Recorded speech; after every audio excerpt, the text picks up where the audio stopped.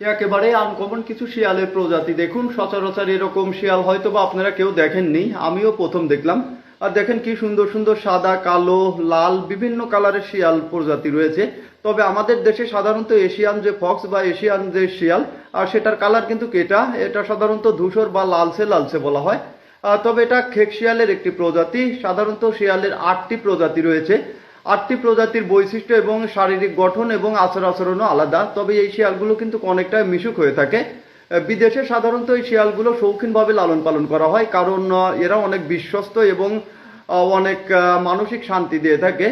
শিয়াল সাধারণত বনের সবচেয়ে ছটফটে এবং সবচেয়ে চতুর একটি প্রাণী। এরা খাদ্যর অভাবে অনেক সময় লোকালয়ে এসেও আক্রমণ করে দেয়।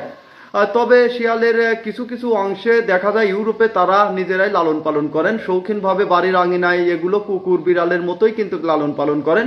শিয়ালের খাদ্যাভ্যাস একেবারেই দেশি কুকুর বা দেশি বিড়ালের মতোই, এরা অনেক সভ্যশান্ত।